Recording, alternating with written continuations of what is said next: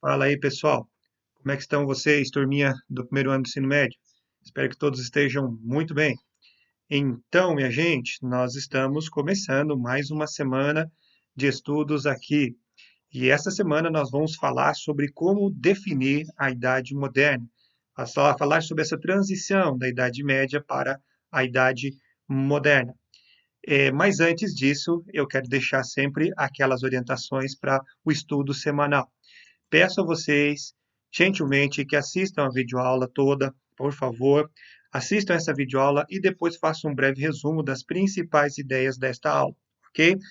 Gente, eu insisto sobre a necessidade de assistir essas videoaulas, para que vocês possam realmente tirar as suas dúvidas. Nós estamos distante pessoalmente, mas essa é uma forma de encurtar um pouco essa distância, de poder explicar para vocês um pouco mais a matéria. Então, eu peço a vocês que, por favor, assistam essas videoaulas, gastem esses 15 minutinhos aí para assistir, no máximo, essa videoaula e tirar um pouco das suas dúvidas, tá legal? Se ainda tiverem dúvidas, por favor, entre em contato comigo, estou aqui à disposição. Depois, então, de fazer esse breve resumo aí, faça uma leitura também das páginas 2 a 6 da apostila 3. Já estamos na apostila 3, hein, galera? Capítulo 1. Então, vocês façam essa leitura aí, ok? Lembre-se, essa semana também nós temos fórum. E eu senti a falta de muitos de vocês, semana retrasada, no nosso fórum. Muitas pessoas não participaram. Não sei se é por causa de vergonha, se é por esquecimento, o que que foi. Mas lembre-se que faz parte também da nota de vocês. E além disso, vocês podem tirar suas dúvidas comigo lá através do fórum. Tá legal, galera? Então, espero vocês no nosso fórum de quarta-feira. Vamos lá. Vamos para a nossa aula aí. Como definir a Idade Moderna? Já no século XV, o historiador Leonardo Bruni, ele dividiu a história em três períodos. A história antiga, a Tenebrae, usando o termo de Francesco Petrarca, né, que significava escuridão ou cegueira, e também a Idade Moderna. Então você percebe aqui esses três, né, divisões históricas feitas pelo Leonardo Bruni. A Idade Média, ela continuava, passou a ser usada anos mais tarde, né, especialmente com esse teor assim, bastante preconceituoso.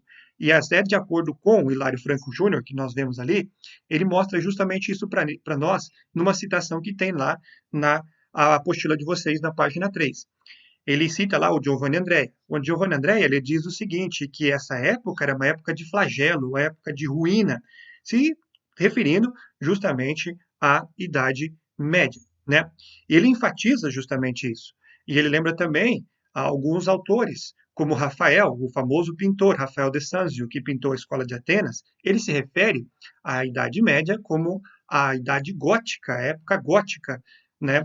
Como sinônima de bárbara, né, no sentido de realmente atrasada, aquele sentido que nós já estudamos lá, nos quais os romanos se referiam aos bárbaros. E Rabelais, nosso querido Rabelais, também se refere a essa época como uma espessa noite gótica, referindo-se gótica também ao teor bárbaro, ao teor atrasado, vamos dizer assim, que ele considerava dentro da Idade Média. Note que realmente, gente, é bastante é um tom bastante preconceituoso a respeito da Idade Média. E nós já falamos que isso é injusto, colocar assim a Idade Média, porque a Idade Média foi uma época de profundas mudanças, muito ativa, e isso vimos aulas anteriores, aí mostrando para vocês em todas as áreas a atividade que aconteceu dentro da Idade Média. Porém, a gente agora fica pensando, mas como definir essa Idade Moderna ainda? A Idade Moderna ela foi usada, esse termo, justamente para distinguir claramente a Idade Média dos modernos do nosso tempo, de acordo com o Giovanni Andrea. Então, ele está dizendo o seguinte, né, que é para discernir o que aconteceu no período anterior, a Idade Média, atrasada, gótica, né? Então, ele quer aqui distinguir completamente, e por isso é que foi pintada a Idade Média daquela forma, de uma forma atrasada, de uma forma, vamos dizer assim, de escuridão em todos os aspectos. E no século XV, o mais comum era relacionar o moderno à arte renascentista, né? E nesse caso, valorizavam-se, por exemplo, os padrões da antiguidade clássica. Veja como realmente não faz muito sentido. É um retorno, renascimento à antiguidade clássica. E naquela época se coloca o homem no centro do mundo. O que é diferente aqui é justamente a contraposição à visão da Idade Média, que era a visão teocêntrica da igreja. Então aí você vê a percepção, eles querem um retorno à antiguidade, justamente no início da Idade Moderna. Então, isso que nós vemos que não faz muito sentido. Não faz muito sentido isso, de maneira nenhuma. O que nós podemos entender é que são épocas diferentes, com, vamos dizer assim, ênfase diferente. Na antiguidade, houve uma ênfase, vamos dizer assim, na Idade Média, houve a ênfase especialmente no teor religioso, mas não atrasado, né? E agora aqui também na Idade Moderna, há um retorno novamente a uma ênfase na antiguidade, especialmente no seu início, quando nós falamos de renascimento. Bom, então por isso que é bem interessante nós pararmos para pensar um pouquinho nessa definição de idade moderna. Então ela foi feita justamente para tentar fazer uma contraposição com o que era antigo ou com o que era atrasado na Idade Média. Bom, mas o que era realmente moderno na Idade Média? O que foi realmente moderno? O que foi novo, de novo, que aconteceu na Idade Moderna? No século XV, aí, o que vai acontecer de novo aí? E o que vai permanecer como herança medieval? É isso que nós vamos estudar hoje na aula, tá bom? Então, olhe comigo aí. Primeiro, nós vamos ver as mudanças. Como definir a Idade Moderna ainda? A Idade de Mudança. Primeiramente, nós vemos aqui as mudanças intelectuais. Essas mudanças intelectuais, elas aconteceram em especial devido à explosão artística no campo da pintura e também da arte de uma forma geral. Como, por exemplo, essa obra aí do italiano Giotto di Bondone, né, que é o beijo de Judas, quando ele está ali se traindo ao Senhor Jesus. E essa obra, né, e entre outras, foi uma das primeiras que estimularam o desenvolvimento da pintura, e outros aspectos, como também na escultura, arquitetura, a voltar à antiguidade greco-romana. Né? Contudo, gente, a gente sabe que não se tratou de um renascimento assim instantâneo, rápido, pá, né? Mas foi gradual, aos poucos. Isso acontece desde o século XIII, em diversas áreas. Começa, por exemplo, na literatura, depois passa para a pintura, e assim por diante, em escultura, arquiteturas, essas novidades vão acontecendo. Então não foi algo assim como se mudasse uma chavezinha. Idade Média, Idade Moderna. Não acontece isso, tá legal? Então nós vemos que as mudanças elas vão acontecendo e essas mudanças intelectuais foram impulsionadas pelo famoso Renascimento. O Renascimento que quer agora colocar o homem no centro, o homem como capaz de produzir, diferentemente do homem que nós falamos ali da Idade Média, ainda muito preso os seus preconceitos religiosos. Agora não. Aqui realmente há uma ênfase especial no homem. Então, essa foi uma das grandes mudanças da Idade Moderna. A visão, né? Muda um pouco da visão religiosa, não destitui completamente a religiosidade, até por causa da obra que você vê aí. É uma obra religiosa, né? Mas há uma ênfase mais no humanismo, ou seja, naquilo que o homem pode fazer. Bom, outra mudança que nós podemos perceber ali é a mudança religiosa. Essa foi grande mesmo, né? Em segundo lugar, essa foi a grande novidade, foi uma ruptura da unidade cristã pelas reformas protestantes. Até então não havia tido uma grande ruptura assim como nós vemos através da reforma protestante. Aconteceu o cisma do Ocidente, onde tivemos durante um tempo dois papas, mas nada assim tão grande como aconteceu na reforma. Houveram outros movimentos contrários à igreja? Sim, foram considerados logo heresia pela igreja, né? Mas nenhum desses teve a amplitude da reforma protestante. A reforma protestante, ela rompe a unidade cristã, criando novas igrejas, e essa reforma protestante, ela sim, muda um pouco do pensamento religioso. Agora, não é só mais uma igreja detentora da única verdade. Existem outras igrejas que começam a ensinar a Bíblia da forma como lhe convém. Bom, então essa foi uma das grandes mudanças da Idade Moderna, foi a mudança religiosa. Várias igrejas surgem agora. Outra mudança está no campo político. As mudanças políticas acontecem por quê? Por causa que as monarquias ocidentais começam a se fortalecer em detrimento dos poderes senhoriais. do que na época do feudalismo. Sobretudo, gente, em termos militares, com o apoio agora da burguesia, que nós estudamos na aula passada aí, burocráticos e fiscais. Então, nós vemos aqui que começam a surgir algumas monarquias. Diferentemente, olha só que interessante, diferentemente do período anterior do feudalismo, o rei, que era apenas uma figura emblemática, agora não. Há uma forte tendência ao fortalecimento do poder real, né?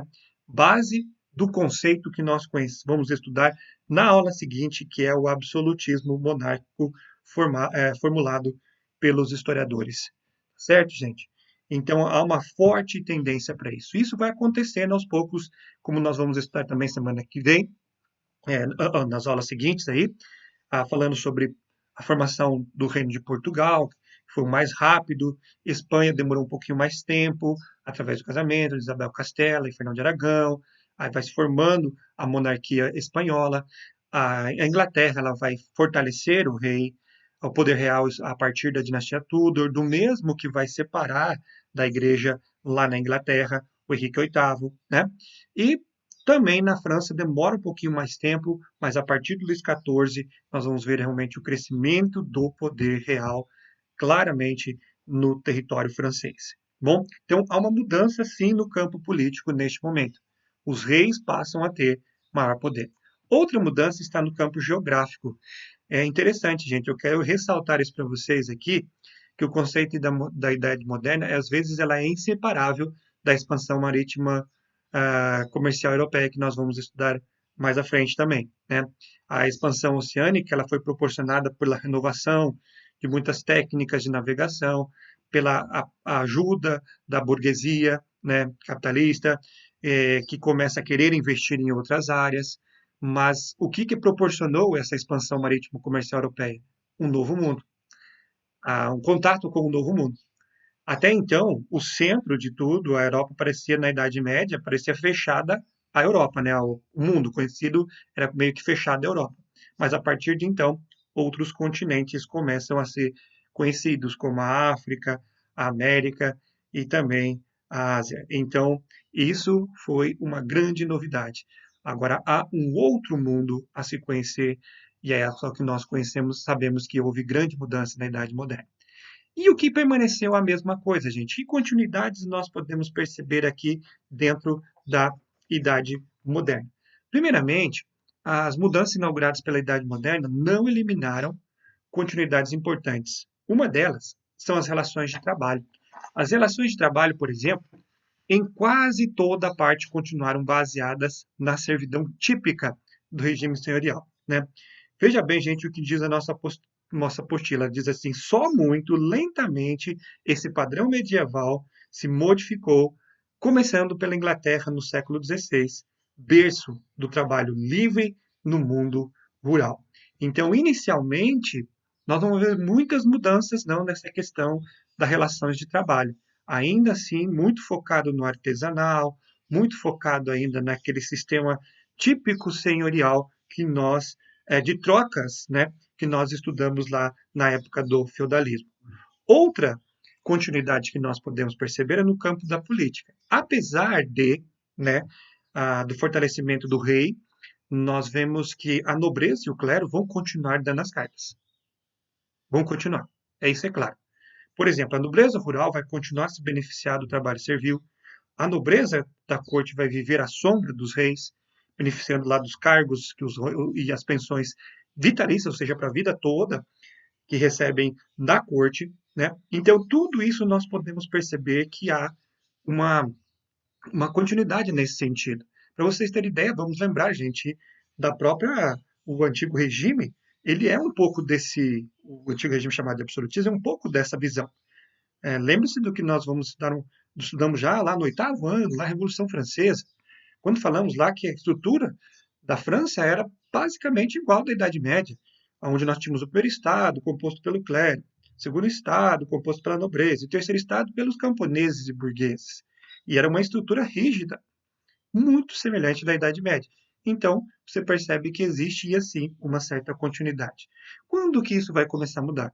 Movimentos como a Revolução Gloriosa, na Inglaterra, em 1600, aí no século XVII, então começa a ver, e definitivamente em 1789 com a Revolução Francesa. Outra coisa interessante, gente, na questão religiosa, as inovações promovidas pela era moderna conviveram durante séculos com práticas bem de origem medieval, né? Entre elas, a distinção social entre os indivíduos, a qual era expressa por meio das vestimentas, gestos, tipos de ofício, formas de lazer, formas de se comportar. Tanto que, a partir da Idade Média, desculpa, moderna, você vai começar a sentir também, parecer dentro da história, alguns registros, como o Norbert Elias mostra para nós, de manuais de conduta, de burgueses que vão aprender a como se comportar como nobres, visto que eles têm agora condições financeiras disso, né? Então eles precisam agora aprender a se comportar como nobres. E nessa imagem você vê também uma forma de distinção que era bem clara na época, que eram as inúmeras perucas usadas na França. As perucas eram sinal de status, né? Então é interessante você perceber isso aí. E como eu havia falado, no campo também da religião, gente, das mentalidades aí, apesar dos desafios do humanismo renascentista, a religião continuou a mudar muitas consciências. O mundo católico, por exemplo, vai estabelecer a Contra-Reforma, em contraposição à Reforma. E aí, mesmo assim, a própria Igreja Protestante mantém uma mentalidade bastante religiosa e tentando dar um pouco mais de liberdade para as pessoas, mas ao mesmo tempo nós percebemos que a mentalidade religiosa ela dominava o âmbito de muitas pessoas, a vida de muitas pessoas. Então é isso, gente. Eu espero que vocês tenham compreendido. Qualquer coisa, por favor, entre em contato comigo, tá legal? E um grande abraço e boa semana para vocês.